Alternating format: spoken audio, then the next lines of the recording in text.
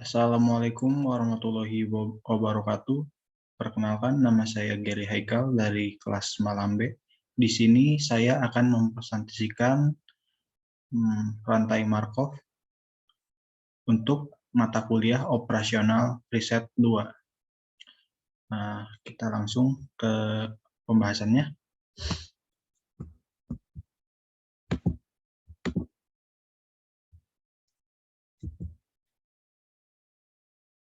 Apa itu rantai Markov? Rantai Markov adalah suatu teknik yang biasa digunakan untuk pembuatan model-model bermacam sistem dan proses bisnis. Teknik ini dapat digunakan untuk memperkirakan perubahan-perubahan di waktu yang akan datang dalam variabel-variabel dinamis. Atas dasar perubahan-perubahan dari variabel dinamis tersebut waktu lalu.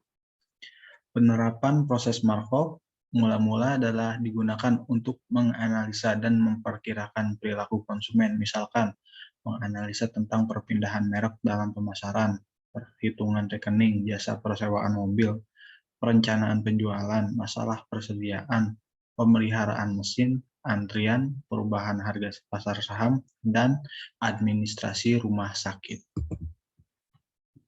Ada juga yang disebut analisis Markov, yaitu analisis Markov adalah suatu cara menganalisis perangai beberapa variabel yang sedang beredar dalam usaha menduga perangai mendatang dari variabel yang sama.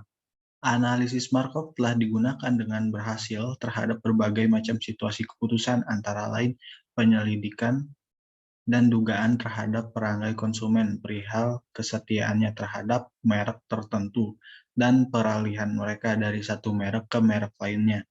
Perubahan sikap pelanggan dari pembayaran langsung ke pembayaran terlambat 30 hari atau pembayaran terlambat 60 hari hingga hutang buruk atau kredit macet.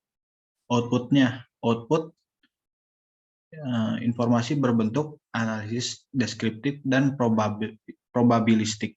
Nah, ada juga outcome-nya, yaitu membantu proses pengambilan keputusan. Selanjutnya, proses Markov. Nah, adapun proses model rantai Markov dapat dilakukan dengan langkah-langkah sebagai berikut. Yang pertama, menyusun matriks probabilitas transisi. Probabilitas transisi adalah probabilitas suatu merek tertentu akan tetap menguasai para pelanggannya.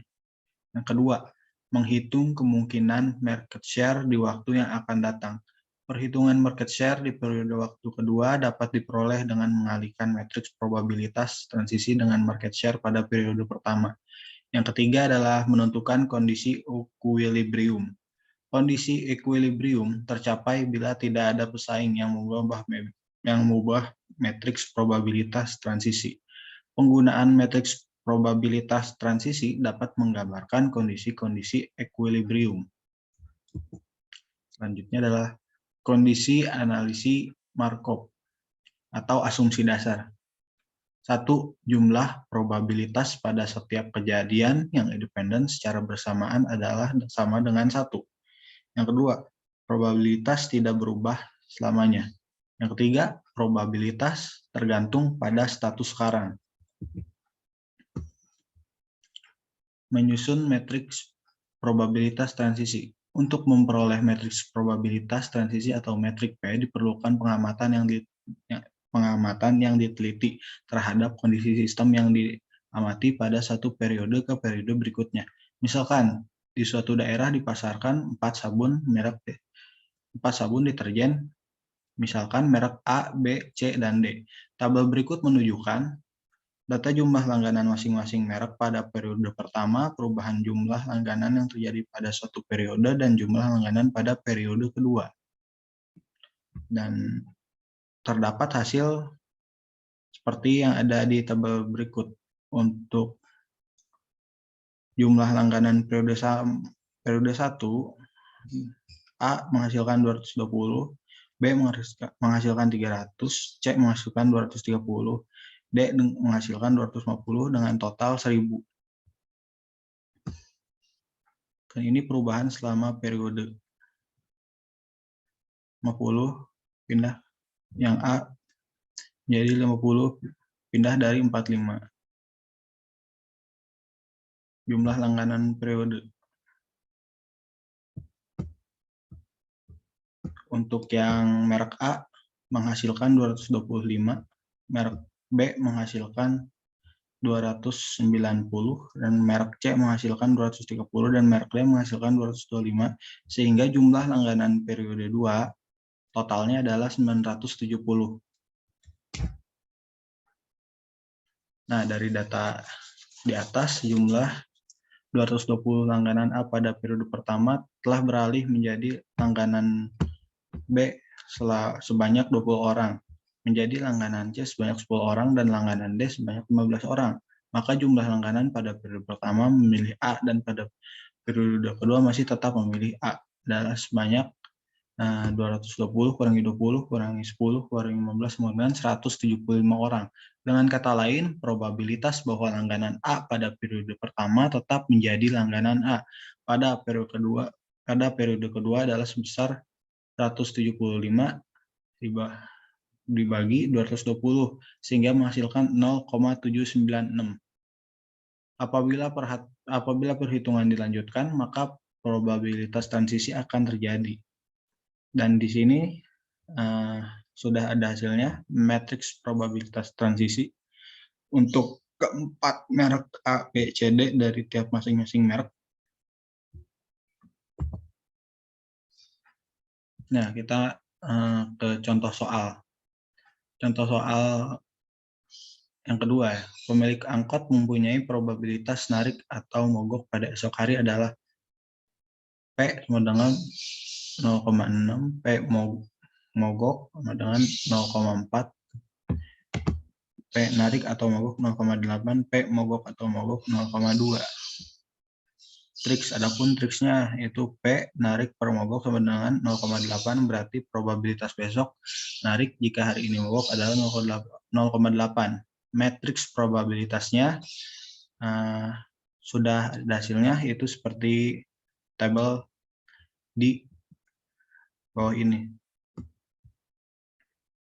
Untuk narik untuk hari besok, probabilitas untuk narik-narik 0,6, untuk narik mogok 0,4, untuk mogok narik 0,8, dan untuk mogok 0,2. Nah, ini analisis Markov berbentuk seperti ini. Ada hari ke-1, hari kedua, hari ketiga. Dimulai dari hari pertama. Untuk narik probabilitasnya adalah 0,6 dan 0,4 di hari pertama. Dan juga di hari kedua, narik 0,6 dan juga mogok 0,4. Sehingga dipecah lagi di hari ketiganya, menghasilkan 0,36 narik, 0,24 mogok. Dan juga untuk yang bawahnya 0,32 narik dan 0,08 mogok. Untuk yang ini hampir sama seperti yang tadi. Namun ini kita hitung dari kita analisis dari mogoknya terlebih dahulu. Oke, kita kesimpulannya. Kesimpulan probabilitas angkot narik pada hari ketiga jika hari ke-1 narik adalah 0,36 ditambah 0,32 menghasilkan 0,68. Probabilitas angkot mogok pada hari ketiga jika hari ke-1 narik adalah 0,24 ditambah 0,08 sama dengan 0,32.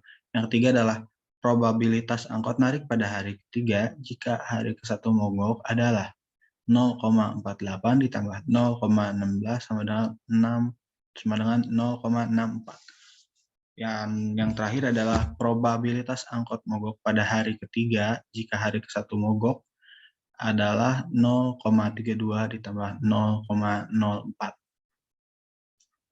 Mungkin cukup sekian. Kurang lebihnya mohon maaf. Wabillahi taufiq wal hidayah. Wassalamualaikum warahmatullahi wabarakatuh.